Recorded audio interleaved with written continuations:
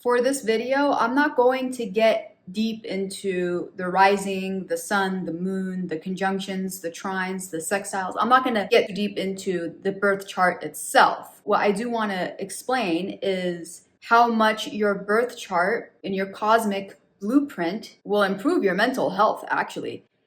If anything, it help you along the way with pretty much every angle of your life you could think of. So this goes beyond your career or your friends. In other words, there is nothing that a birth chart can't do that a therapist can't.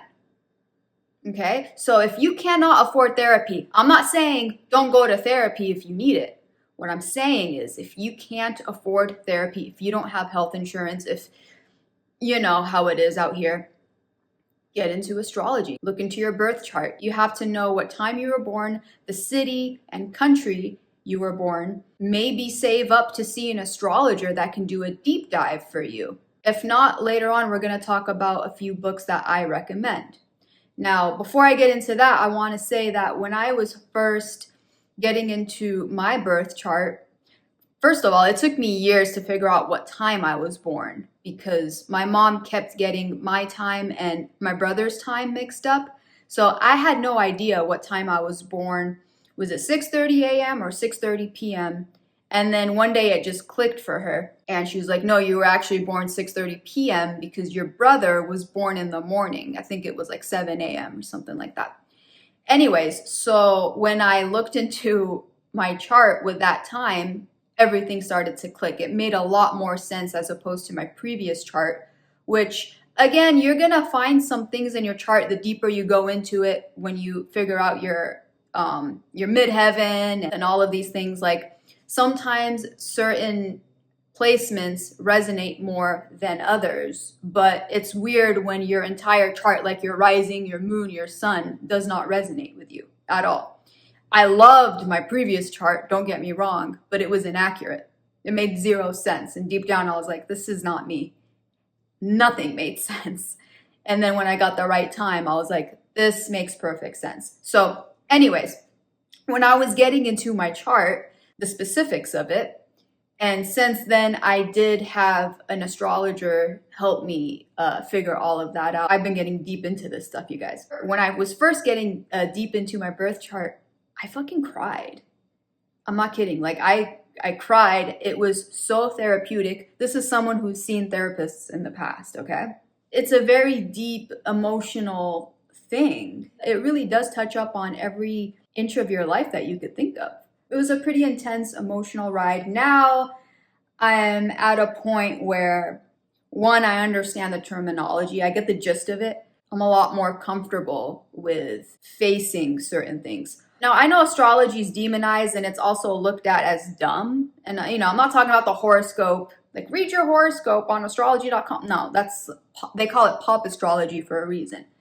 You're not going to get anywhere with that. But a lot of religious people tend to look down on it when really all it is just pattern recognition, though it can also be used as a form of divination within the woo-woo community. I don't like saying new age. I'll get into another video about that. But I'll say this real quick.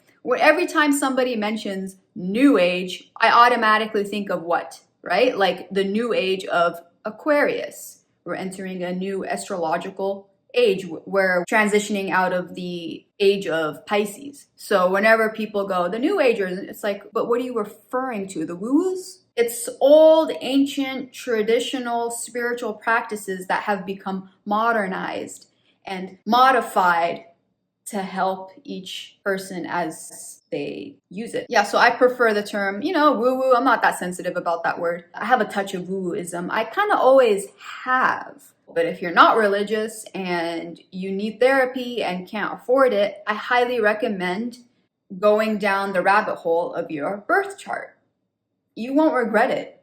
And if you can't afford to see an astrologer, break all that down for you. Somebody who's experienced. There's also different forms of or philosophies of astrology as well, the deeper you get into that. But look for someone who does whole sign. Start with that. Find someone you trust, someone who has great reviews. There's a few on TikTok actually you can find, and you can actually see the reviews on their websites.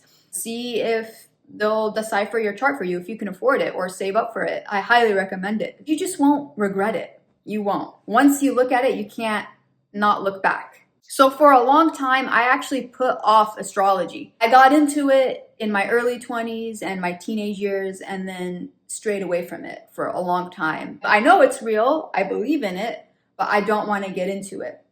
Until one day I read this book. This book got me into a lot of trouble on TikTok, by the way. I got a strike for talking about this book. I read a lot of like conspiracy style, what people call conspiracy, but alternative history, those types of books, okay? So in this book, in particular, Babylon's Banksters, Joseph P. Farrell, he's the guy who wrote this book, he kind of covers how the ancients used astrology and, how they went about all that. And so I thought that was fascinating. And I don't know, something in me just was reignited.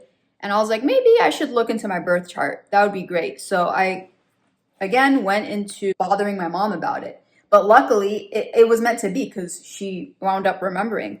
So this is a book I recommend for beginners. It's color-coded. It's written by Carol Taylor.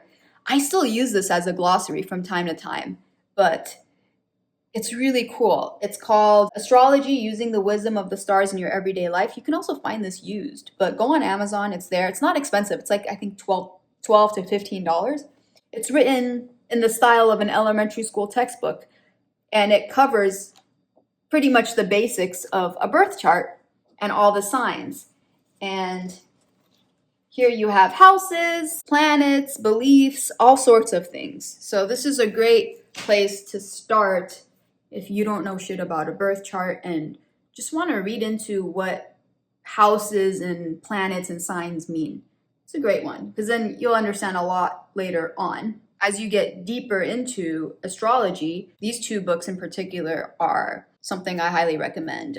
Aspects in Astrology goes into Venus aspects, Mercury aspects, so on and so forth, oppositions. It's written by Sue Tompkins. Great read for anything aspect related. This was recommended to me by a very famous astrologer, actually. This is a very famous book in the astrology community. It's called Planets in Transit by Robert Hand. It's hefty. It walks you through everything, okay? Now, these two books were a gift given to me, and I actually highly recommend the Astrologer's Handbook.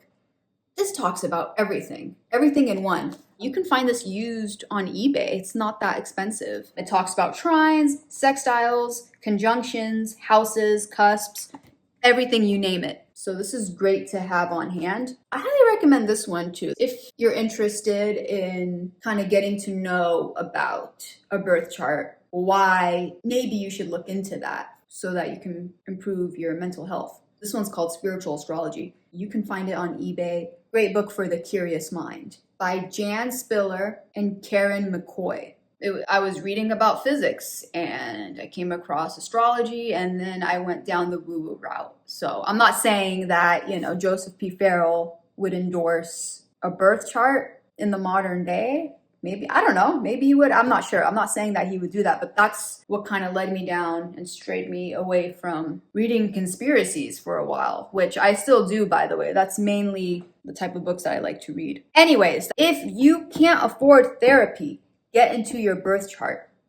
It's therapeutic. Believe me, okay? If you're religious and you think it's demonic, then this video isn't for you, is it? This video isn't for you. And you already go to church. You have a Bible. So let it be. This is for people who can't afford therapy, who may not even be religious, and they're looking for help. They're looking for some guidance, some ideas, thoughts, inspiration. I think this is a great route to get into. People assume astrology is all about me, and you'll learn very quickly how to deal with other people. Half of your birth chart is just dealing with the outside world. All of my friends that are deep into their birth charts, that are very intuitive, are actually great people to be around. They're so easy and level-headed. Do people go crazy and lose their mind? This is just basic astrology. You don't need tarot. You don't need rituals to be involved. I'm not knocking those down. I'm just saying, this is just astrology and astrology only if you're interested in reading about mainly your whole sign. Hope you like this video.